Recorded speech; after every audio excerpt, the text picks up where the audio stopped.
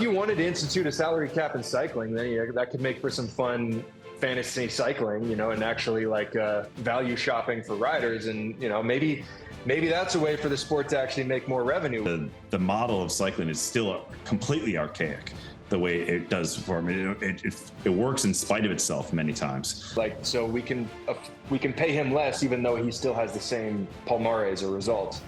I think you would see less of that if it was made public. It would be more merit-based and fair.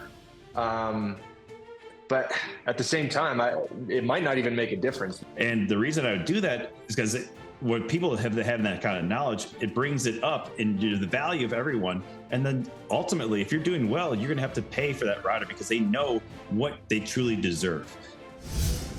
Back to Beyond the Podium. Today, our topic is, should professional cyclists' salaries be public?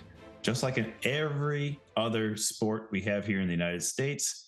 We just had Juan Soto sign 15 years for $765 million. That's $51 million a year. So that's the entire salary of the entire UAE. It's pretty much actually 765. That's all of cycling put together. Yes, it's not quite $1 million a week though. It's a little shy of $1 million a week. I know. They kicked him in the teeth, didn't they? Think about his taxes. I'll take his taxes, TJ. I think I'd be fine with that. Yeah. I'd be okay with that too. I could live with that. All right. Well, I'll kick this off. I'll say that I 100% think that they should be public. I think that many times when cyclists do not share how much they are making, it only makes their value go down. Because if you don't realize what other people are making, then you don't realize your actual worth to the sport. So if you're being, for record, if you've been screwed for the last 5 years, you're not getting paid what you should be when somebody else on your own team, and you're doing better than them, and you're doing better work for the team, and you're getting paid a quarter of their salary, then you're the one who's losing. And the organization that you're riding for is actually winning in this regard. So I always personally thought that it was a better thing to be public. You don't look like you're. Yeah, I see where you're coming from. I definitely think it would help the sort of second tier, maybe domestique riders, knowing what their value is. I don't think it would really make any difference with the top level riders. And I think the top level riders, there's always that rumor mill swirling around that we all basically know what they're making anyways. I'm trying to think personally. I would not have wanted my salary to be public when I was racing, because I don't. That kind of makes an awkward situation with maybe your friends or family. Just kind of I don't know what anybody makes in any other job they do, and the reason I don't think it's really necessary in cycling is we don't have a salary cap. In all these other sports, I think baseball excluded, but I don't think baseball has a cap, does it? Yeah, there's a cap. There's a cap there, dude. Yeah, there's a cap. Okay, so then if you're trying to stay under a cap, or you need to figure out what the luxury tax is if you go over the cap, like say in basketball, or you have a hard cap in football, then yeah, you kind of need to know okay, where are we placing value, on what position, on what players, and you need to make sure that everything's under the cap. And then if you wanted to institute a salary cap in cycling, then that could make for some fun fantasy cycling, and actually value shopping for riders. And, maybe that's a way for the sport to actually make more revenue. We get into a little bit of that sports gambling, fantasy cycling, and then you make the salaries public. And yeah, so, if you wanted to do that, then I'd be in favor of it. But if you're not going to do that, then I'd rather, I don't think people need to know what I made. Would you want people to know what you made? I don't know what you made as a cyclist. It wasn't as much as you, but it was. I think you got paid. You got paid. So I will say that I think what you're starting to come around to is I think it elevates the sport in general. The only thing that we ever get to see is the pathetic prize money that we have at races, it's got to be the chicken and egg. I think it has to be the chicken and egg. It's not let's make salaries public, and then after the fact, we institute a cap in a fantasy league. It has to be, let's do the fantasy league first. Let's do the salary cap first, and then we make the salaries public. Yeah. You can't flip that order. But we're bringing into something that I will say that I am against, though, as well. The cap is hard in anything that is private money coming in and not shared revenue. It's really hard. I mean, look, if we had shared revenue, if Tour de France is giving out a much bigger portion of the revenue from the Tour and all the other big races, then yes, 100%, I'm all for the cap. I would love to see some of the smaller teams have more cash, and I'd love it to be a little bit more of an equal footing going into the races. But it's really hard to say that, isn't it? I mean, you're talking about private money coming from private donors and sponsors. It's really hard to say, like, that would really be I don't know, what would you just say? We would be just cutting off the legs of a lot of these sponsors. Like, wait a second, you're telling me that I can't give money as much as I want to? You're telling UAE can only give them 30 minutes. So now we're going to lessen the value of the entire sport. So it's really hard. I mean, the model of cycling is still completely archaic the way it does for me. It works in spite of itself many times. Let's just face it. Yeah. I mean, for how much money there actually truly is involved. But I see what you're saying, though, with the fantasy and sports gambling and betting. It would make a lot more sense, to be able to do that properly without just guesstimating what everyone has, or just putting an arbitrary number next to somebody's face when you're buying them for your fantasy league. But I think it'd be fantastic. I mean, fantasy cycling would be, especially during the Tour de France, we have 21 days. I mean, people would lose their minds. I mean, don't even bring betting. It'd be fantastic. It really would. Yeah, don't get me wrong, Christian. I am not in favor of instituting a cap in cycling. I think that would just hurt all the riders, and it would artificially deflate what riders are worth. And I know I said on the other podcast that I did a couple of weeks ago with Brent that, $8 million for Tadej Pogacar, in the grand scheme of things, with the amount of star power, I know that with the model of cycling, he's paid what he's worth, but in the grand scheme of who he is as a star, he's underpaid. And I'd much rather see cycling just keep pushing the rock up the hill and getting riders, into more of that mainstream sort of sports money rather than artificially holding them back. But I was just trying to say that as a reason for making salaries public, which I'm just like, unless you're going to do that, I don't see why they need to be.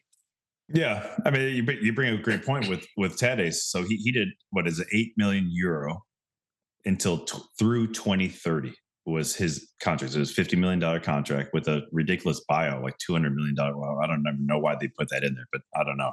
But that's a great point though you bring up. Though, why is his public though? Why do we know about his, but we don't know about somebody else's, or somebody? We don't know Jonas's. I don't know Jonas. I don't know Wout's. That's not public. These are not public. And we know that Wout's never leaving. That's for sure. In Visma, but it's not public. It's public because somebody wanted it to be public. It's public because, I don't know, somebody, maybe UAE wanted to make it public because they wanted to show off, we were able to spend this, or maybe Tadej did it himself. Who knows? But if some white rider wants to offer up that information, I'm not going to say they shouldn't be allowed to offer up personal information. I would not have offered it up for myself if I was a racer, if I was still racing, and I wouldn't have wanted everyone to know what I was making. Yeah. The biggest reason I say it could be also just be leaks or something from agents, like an agent that did the deal was super happy with the deal, and he was feeling himself a little bit. So he's like, look at the deal I was able to broker for Tadej. Now, if my agent disclosed that information publicly without my consent, I don't think that I'd be using that agent for very much longer. No, but my biggest reason is honestly, I brought up the pathetic prize money, and it's embarrassing. Yeah. Right? Like every time Phil like it says we're going through a sprint. Oh, that's another 500 euros, in the bank. And I'm like, oh God, it's just like, I'd rather just not say it, just don't even talk about it. I mean, the prize money for, correct me if I'm wrong, the winning the Tour de France has not moved much of anything in like 20 some years. I mean, we got the same stuff from Lance's as they do today. It's sad. But to my point is, I think that it makes it legit. legitimizes the sport, that it's a true, even it's a little sport. It's not crazy money. It's not Juan Soto's 15-year contract of 765 million, but at least it's something that makes it that you can say, oh, there's a reason why I want to go and ride in the rain when I'm a kid and be there, be one of those guys. Not just because it's all about money. I didn't start riding my bike and racing my bike because I wanted to make a lot of money. That's for darn sure. But I loved it. But it does help. It does help get talent, going in there. Yeah. And for people watching television, like, oh, these guys don't have jobs. I mean, how many times have you come home from the tour and it's like, oh, well, what do you do? Do you have a job? Do you do how do you support yourself financially? Like, what do you? Yeah, I was like, what?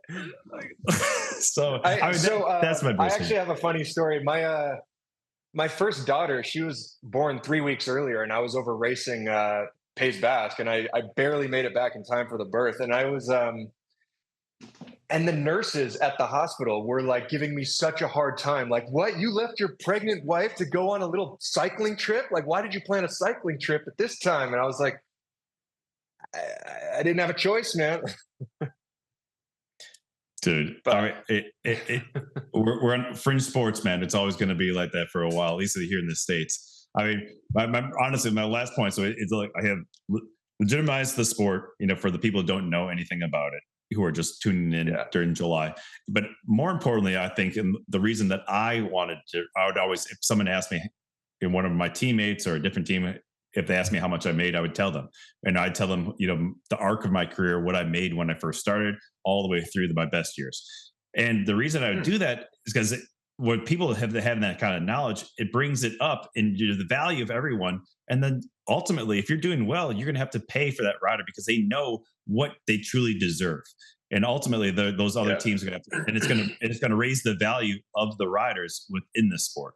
And that's my true sense of what it would actually do within the sport, let alone the legitimate, and my father-in-law thinking, how am I going to support his daughter, things like that we all went through as kids. But that's my biggest reason. Yeah, no, I do actually agree with you to an extent, because I think you would have to pay more merit-based contracts rather than, oh, this guy's an American, we have an American sponsor, therefore his value is a little bit higher than maybe someone from a different country who, we don't have a whole lot of sponsorship interest, so we can pay him less even though he still has the same palmares or results. I think you would see less of that if it was made public. Yeah. It would be more merit-based and fair. But at the same time, it might not even make a difference, because I don't know how you can get around that. Like, there's a reason Ineos, being a British team, want to hire British riders and are willing to pay more for British riders. And there's a reason that, Alpecin, they want to hire Belgian riders because they have a lot of Belgian sponsors and it's a Belgian team. And they're willing to pay more for them. It might help with that a little bit, but I don't think you would erase it. Well, should we just hack the UCI? I mean, it can't be that hard. That firewall is probably paper thin. We'll just publish everything. All right. So sorry. So I bet feel their like password is password. Just. So I feel like you've gone everywhere. You started at no, and you started to come around. So after we had I brought up some decent points. Are you still lukewarm on this, or what are you thinking? I mean, I'm not opposed to it in principle. I would just need to have a good reason for it. And I see the arguments for it. I see the arguments against it. I just can't help but thinking personally, I wouldn't have wanted my information out there like that. Yeah, I get it. Unless there was a good reason. I get it. And I don't think it'd be one of those things that all of a sudden they turn a switch and then everyone's was going to be public overnight. I think it'd be like a slow trickle, starting with Tejay, for example. There's a lot of times that, for example, in Lance or Pantani, that would be rumors of how much they made. And it really didn't matter with Lance because it was a pittance compared to how much he made off the bike. So that's not even a good example. But it's one of those things that maybe this, being that it is open to the public for how much Tejay makes, that maybe there'll be some other ones starting to come through and go into the public after this. Who knows? I mean, it's a fun topic to talk about. Like I said, I've always been pro on this side. But again, yeah, that'd be pretty weird though. If tomorrow everyone's as public, that'd be pretty weird. There'd be some really pissed off people out there. I'll tell you that. Yeah. And there'd be a lot of people going and saying like, hey, yo, this guy's getting this much and I did this for you. What, it's time, maybe not this year or the next year, or I'm leaving. So that it would be interesting to see what would happen, but it's not going to happen. It's not going to be one day on, one day off, or vice versa. But maybe this is with Taddy's contract being public for reasons that we don't really know. I don't know. I kind of like the whole rip the Band-Aid off idea and have everyone be pissed off. Just do it all at once. Like, all right, if we're doing this, we're doing this. Here it is. Bam. All right. I won Tejay over. This is Beyond the Podium. Should salary caps? This would be a good one for everyone to comment below, see what you all think. And Happy New Year, Tejay. Merry Christmas. Look forward to seeing you at 25. Likewise. Driving the pink Cadillac, baby. I can't wait to get behind the wheel of one of those things. Have a Happy New Year, guys. For all your cycling content year-round, subscribe to NBC Sports YouTube page. We got it all.